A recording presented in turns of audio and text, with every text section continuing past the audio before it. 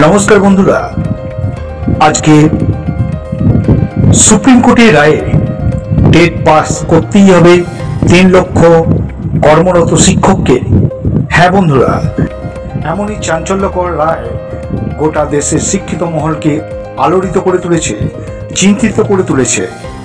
আজকের উপস্থাপন এই টেট সংক্রান্ত এক বড় আপডেট, তাই সমগ্র এপিসোডটি আপনাকে অত্যন্ত মনোযোগ সহকারে শোনার এবং দেখার অনুরোধ করছি। আসুন আজকের মূল এপিসোড লক্ষ্য করি। সুপ্রিম কোর্টের নির্দেশের পর রীতিমতো আতঙ্ক তাড়া করছে দেশের 40 থেকে 45 লক্ষ প্রাথমিক ও উচ্চ প্রাথমিক শিক্ষককে। রাজ্যের প্রায় 3 লক্ষ শিক্ষক এই আতঙ্কের শিকার। দেশের শীর্ষ আদালত স্পষ্টই জানিয়ে দিয়েছে, চাকরি টিকিয়ে রাখতে বা পদোন্নতির জন্য 2 বছরের মধ্যে তাদের টিচার এলিজিবিলিটি টেস্ট বা টেট এ উত্তীর্ণ হতেই হবে। শুধু ছাড় পাবেন সেই শিক্ষকরা যারা চাকরি জীবনে বাকি রয়েছে মাত্র 5 বছর বা তারও কম সময়।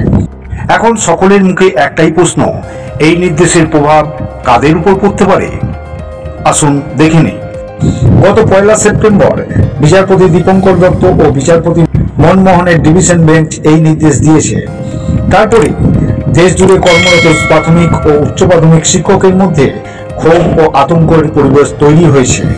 School teachers federation of India STFI বিষয়টি নিয়ে ইতিমধ্যে আসরে নেমেছে।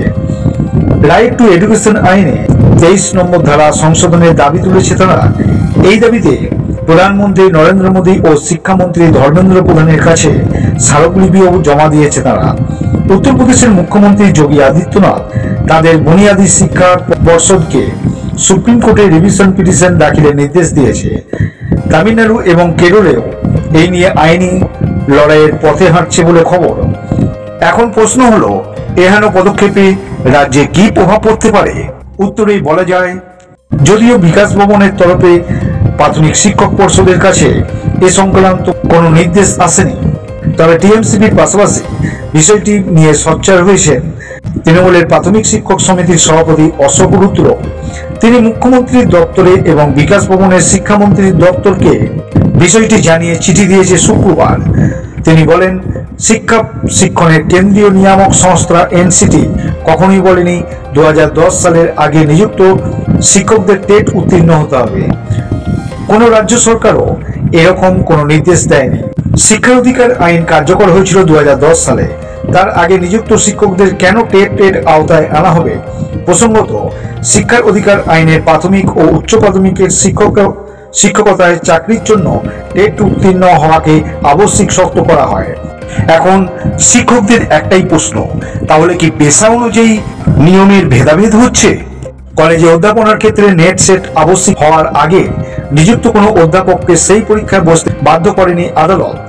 অন্যদিকে ডাক্তারি ক্ষেত্রে নিট উত্তীর্ণ না হওয়াও রাজ্যের জয়েন্ট এন্ট্রান্সে সফল হয়ে পেশায় প্রবেশ করেছে লাখো লাখো চিকিৎসক। তাদের ফের নিটে বসতে হচ্ছে না তো?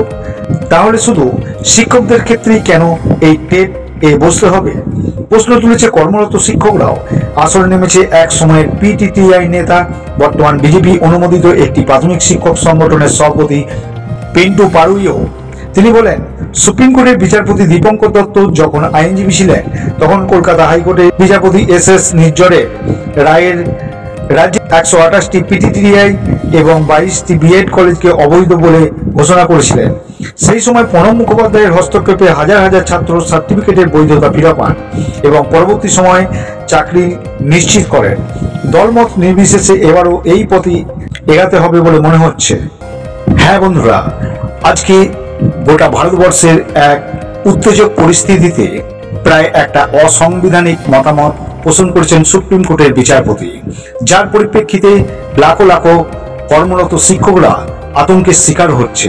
2010-এ শিক্ষার অধিকার আইনকে লঙ্ঘন করে এমনই বিবৃতি সত্যি এক হাস্যকর ঘটনা। এখন শিক্ষক এবং শিক্ষিত মহলের একটাই প্রশ্ন, সুপ্রিম কোর্ট এর বিচারপতি কোন এখতিয়ারে এরকম মতামত পোষণ করলেন, যার ফলে লাখো লাখো শিক্ষক আজ দিশেহারা অবস্থার মধ্যে পড়ল। সুপ্রিয় দর্শক, আজকের প্রতিবেদন, সুপ্রিম কোর্টের রায়ে টেট পাস করতেই হবে 3 লক্ষ শিক্ষককে। নামক এপিসোড এখানেই শেষ করছি। আজকের এই চাঞ্চল্যকর ভিডিওটি প্রসঙ্গে আপনার মূল্যবান অনুভব এবং অভিমত অবশ্যই কমেন্ট করে লিখে জানান। আজকের ভিডিওটিকে একটি লাইক দেন এবং পরিচিতদের মধ্যে অসংখ্যবার শেয়ার করুন।